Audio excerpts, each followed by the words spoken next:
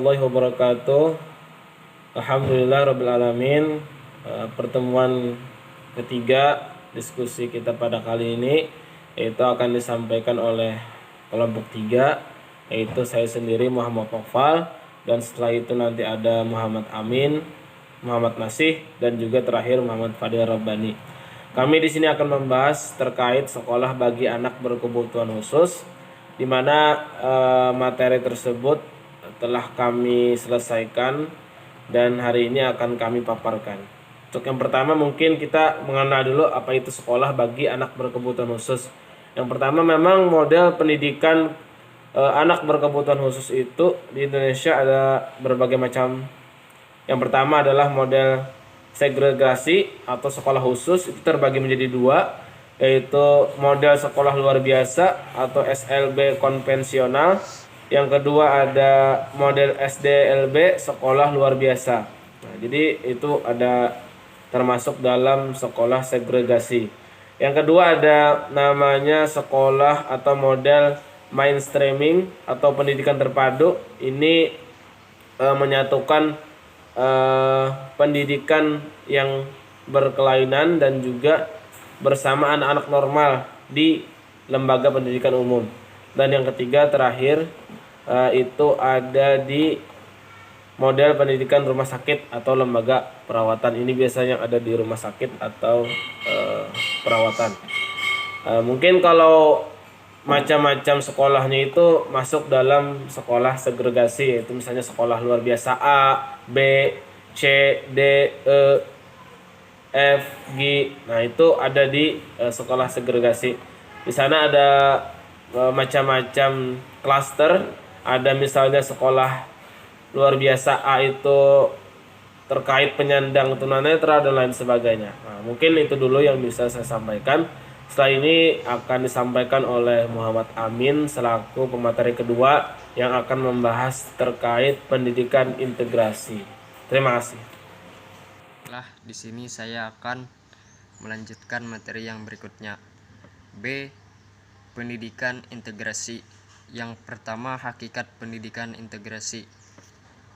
Hasil pengamatan di lapangan menunjukkan bahwa banyak anak dengan disabilitas kurang belajar bersama pada umumnya, tetapi mereka tidak memperoleh pelayanan pendidikan secara memadai, atau mereka tidak mendapatkan sekolah dengan alasan yang tidak jelas. Hal ini disebabkan salah satunya karena kurangnya sumber daya manusia dan banyak tenaga ahli yang belum memiliki pengetahuan yang cukup tentang anak dengan disabilitas kurang atau rasio penyelenggaraan yang sangat mahal. Konsekuensi dari perubahan-perubahan tersebut adalah bahwa beberapa siswa yang mungkin sebelumnya menghabiskan seluruh waktu sekolahnya dalam lingkungan yang terpisah sekarang akan mempunyai kelas reguler. Oleh karena itu, merupakan hal yang penting bahwa guru kelas reguler merasa berkompeten untuk mengajar semua siswa. Istilah yang luas untuk merujuk pada bersekolahnya seorang anak berkebutuhan khusus pada sekolah reguler dapat diartikan pada proses memindahkan seorang siswa pada lingkungan yang tidak terlalu terpisah. Seorang anak yang berkebutuhan khusus yang bersekolah pada sekolah reguler tetapi berada pada unit atau kelas khusus. Meskipun siswa tersebut berada pada kelas khusus, jelas bahwa apabila kelas tersebut pada sekolah reguler, peluang untuk berinteraksi dengan warga sekolah secara umum jauh lebih besar daripada anak yang berada pada sekolah khusus yang terpisah. Yang kedua, sistem pendidikan integratif atau terpadu. Menurut keputusan Mendikbud nomor 491 tahun 1992, pendidikan integratif merupakan program pendidikan bagi anak berkelainan yang diselenggarakan bersama-sama anak normal di jalur pendidikan sekolah. Melalui program pendidikan integratif, para peserta didik dimungkinkan untuk saling menyesuaikan diri, saling belajar tentang sikap, perilaku, dan keterampilan. Konsep pendidikan integratif berorientasi mengubah anak untuk menyesuaikan sistem yang ada. Berbeda dengan pendidikan inklusif yang berorientasi pada perubahan sistem mengakomodasi anak dalam segala keadaan. Integratif merupakan proses menuju inklusi, seperti menuju bentuk yang sekarang ini. Inklusi berkembang melalui tahapan-tahapan, meskipun masih banyak dalam proses mencari, khususnya negara yang paling banyak mengembangkan yaitu Norwegia. Perkembangan inklusi terus digalakkan dan dioptimalkan dengan bekerja sama penuh antara pemerintah, sekolah, masyarakat, dan pihak-pihak yang terkait. Yang ketiga, jenis pendidikan integratif atau terpadu. Adapun jenis program pendidikan integratif untuk anak berkebutuhan khusus pada dasarnya ada 3. Yang pertama, integratif lokasi fisik. Penyelenggaraan integratif lokasi fisik menekankan bahwa ABK mendapatkan pelayanan khusus dalam kelas atau sekolah khusus dengan kurikulum PLB, tetapi lokasi gedung berada dalam satu area dengan sekolah umum, atau dengan perkataan lain, SLB dan sekolah biasa menempati suatu lokasi yang sama, akan tetapi kurikulum dan program pendidikannya yang berbeda. Yang kedua, integratif dalam aspek sosial. Integratif dalam aspek sosial dimaksudkan bahwa tidak semua kegiatan dalam proses belajar mengajar melibatkan ABK. Mereka dilibatkan dalam kegiatan tertentu saja, misalnya dalam kegiatan bermain, berolahraga, bernyanyi, makan, dan sebagainya. Sehingga dari segi kurikulum, sebagian menggunakan kurikulum SLB dan sebagian lagi menggunakan kurikulum sekolah umum. Yang ketiga, integratif fungsional atau integratif penuh. Di dalam program ini termasuk integratif lokasi dan sosial, di mana ABK dan normal mengarah pada aktivitas bersama dalam seluruh kegiatan atau proses belajar mengajar. Artinya mereka menggunakan kurikulum yang sama, guru dan kelas yang sama pula. Integratif jenis ini sering disebut sebagai integratif penuh dalam hal tertentu. Ya, terima kasih kepada saudara Muhammad Amin yang telah menjelaskan. Setelah ini langsung kita silahkan lagi untuk Muhammad Nasih untuk menjelaskan tentang pendidikan inklusi. Pada Nasih, dipersilakan. Pendidikan inklusi adalah pendidikan yang mengikut sertakan anak-anak berkebutuhan khusus untuk belajar bersama-sama dengan anak-anak yang sebayanya di sekolah reguler, dan pada akhirnya mereka menjadi bagian dari masyarakat tersebut.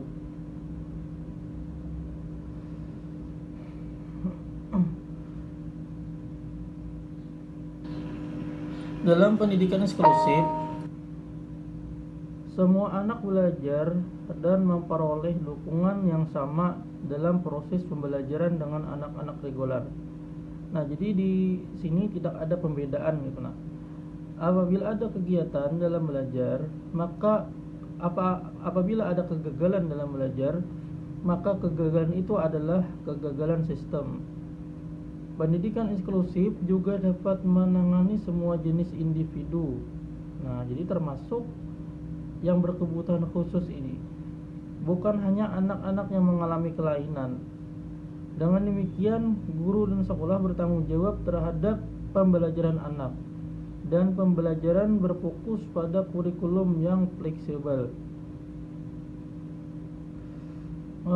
Pendidikan inklusi didefinisikan sebagai sistem layanan pendidikan luar biasa yang luar biasa dilayani di sekolah-sekolah terdekat. Di kelas bisa bersama. Berdasarkan pendapat Sapon Seven adalah adanya restrukturisasi di sekolah sehingga menjadi komunitas yang mendukung pemenuhan kebutuhan khusus setiap anak. Pendidikan inklusi adalah merupakan sebuah pendekatan yang berusaha mentransformasi sistem pendidikan dengan meniadakan hambatan-hambatan yang dapat menghalangi setiap siswa untuk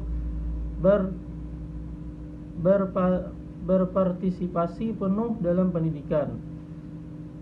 Pendidikan inklusi adalah sebuah sistem pendidikan di mana anak berkebutuhan khusus dapat belajar di sekolah umum yang ada di lingkungan mereka, dan sekolah tersebut dilengkapi dengan layanan pendukung serta pendidikan yang disesuaikan dengan kemampuan dan kebutuhan anak.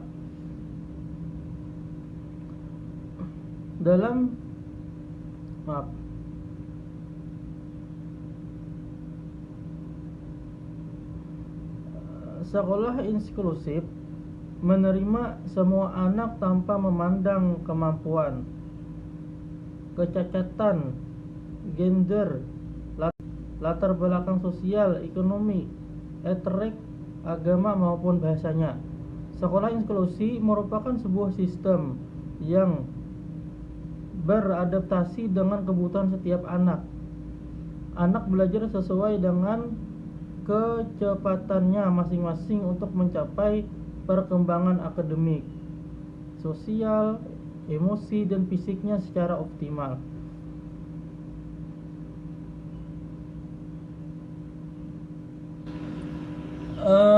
Habis itu tujuan sekolah inklusi.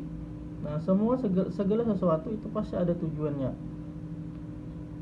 Tujuan sekolah inklusi: pendidikan merupakan kebutuhan dasar setiap manusia, memang, untuk menjamin keberlangsungan hidupnya agar lebih bermartabat. Karena itu, negara memiliki kewajiban untuk memberikan pelayanan pendidikan yang bermutu pada setiap warganya tanpa terkecuali, termasuk mereka yang memiliki perbedaan dalam kemampuan.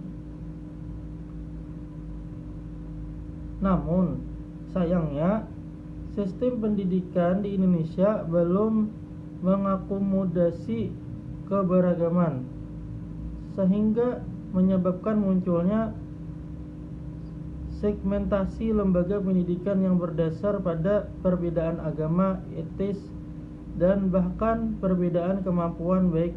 Baiklah teman-teman, saya ingin melanjutkan dari pemateri sebelumnya. Saya ingin membacakan materi tentang konsep dasar inklusi. Apa sih konsep dasar inklusi itu? Konsep dasar inklusi itu atau program pembelajaran, yakni kurikulumnya untuk peserta didik berkebutuhan khusus, itu timbulnya di akhir era milenium atau ya tahun 2000-an. Sekolahan yang menyelenggarakan pun harus mempunyai PPI atau program pengajaran individual yang melibatkan orang dan profesi terkait. Sekian, terima kasih. Mohon maaf kalau ada salah kata. Wabillahi taufiq wal hidayah. Wassalamualaikum warahmatullahi wabarakatuh.